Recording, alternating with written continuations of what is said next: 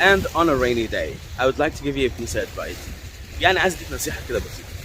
من اكتر الغلطات الشائعه ما بين متحدثين اللغه الانجليزيه او متعلمين اللغه الانجليزيه هي موضوع الاكسنت. الناس فاكره ان الاكسنت دي هي كل حاجه في الانجليش، ولكن الاكسنت لا طبعا، دي بتيجي بالبراكتس، والبراكتس كتير جدا كمان، ولازم يبقى مع نيتيف انجلش سبيكر عشان تعرف الاكسنت المظبوط. انت لو جيت سمعت الاكسنت بتاعتي زمان جدا اول ما بدات ان انا اتكلم انجلش كانت اكسنت حقيره حرفيا ولكن ده ما وقفنيش ان انا كنت عايز اتعلم وبحب اسمع كتير. الاكسنت دي بتيجي بالبراكتس يا جماعه، فيا ريت يا ريت يا ريت ما تخليهاش يعني عائق في طريقك ان انت تكون متحدث كويس باللغه الانجليزيه. تحدث كويس باللغه الانجليزيه.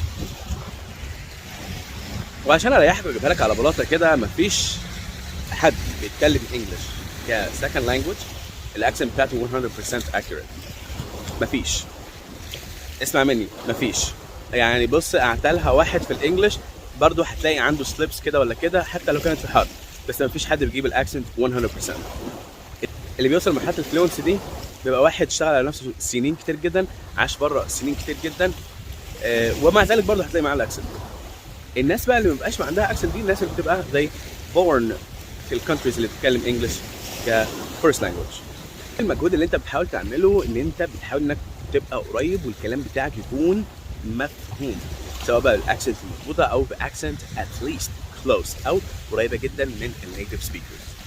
وعشان اوفر عليك مجهود عشان تتعلم الحاجه بطريقه مظبوطه اتعلمها من البدايه.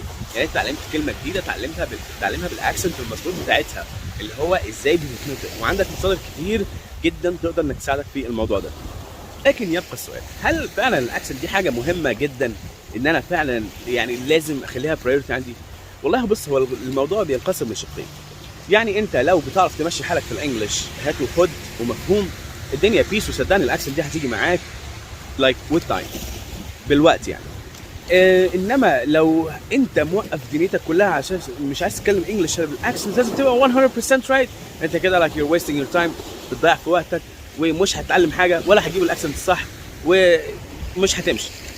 فما تخليهاش هم كبير بالنسبه لك يعني. حاجه كمان بتوعيك متحدث اللغه الانجليزيه اللي هو الاهتمام الاوفر وزياده عن اللزوم بالجرامر. الجرامر عاملينها في مصر يا جماعه مشكله كبيره تقريبا اكبر من الاكسنت نفسها. ولكن يبقى هنا السؤال، هل فعلا الجرامر مهم؟ اكيد طبعا الجرامر مهم. الجرامر ده الكونكريت بتاع اللانجوج، اللي هو السمنت اللي بيمسك اللغه كلها مع بعض، ولكن ما تدلوش اكبر من حجمه وما تخليهوش هو الهم التقيل بتاعك في تعلم اللغه. دي نصيحه من اخ، لان الجرامر برضو هيجي لما تعمل ميستيكس وتصحح الميستيكس دي هتعرف الجرامر. عايز تسرع البروسيس بتاع تعلم الانجليش بتاعك، اتعلم جمل، ما تعلمش كلمات. اتعلم جمل مش كلمات. حاجه اسمها الكولوكيشنز الانجليش دي اللي هي المتلازمات في الانجليش، ناس كتير بتدرسها. انا شايف المتلازمات دي مهمه جدا انك تعمل عليها فوكس. مهم جدا لما تيجي تحفظ اي كلمه جديده حاول انك تستخدمها في موقف يعني مناسب لحياتك انت الشخصيه. سواء الكلام ده في سنه 2016 عن اهميه الانجليش وازاي الانجليش حرفيا ممكن يغير حياتك، واحنا في 2023 برضه بقول لك الانجليش هو اللي هيغير حياتك. اتعلم انجليش عشان تقدر تلاقي فرصه كويسه جدا في سوق العمل، لان السوق بقى شرس جدا جدا جدا. اتعلم انجليش باي وسيله، اتعلم انجليش باي ثمن، اتعلم انجليش. يخفى علينا يا شباب ان في عجز كبير جدا في كادر الاطباء هنا في كندا وفي امريكا وفي انجلترا وفي الاماكن اللي بتتكلم انجليش as a first language. وانا شايف من وجهه نظري ان العجز ده جاي من حاجه واحده بس. هو مش موضوع ان هم بيصعبوا المعادله عليك، ولكن في ناس كتير جدا بتخاف انها تقدم علشان الكوميونيكيشن عندهم ضعيف. الكوميونيكيشن بالانجليش ضعيف. شغلانه الدكتور زي شغلانه البايلوت بالنسبه لي اللي هو الطيار، يعني ما ينفعش ان هو يوصل معلومه بطريقه غلط حتى لو ما كانش قصده. بس كده يا سيدي، دي الحاجه اللي كنت عايز اشيرها معاك النهارده. شيرها انت بقى. بيس.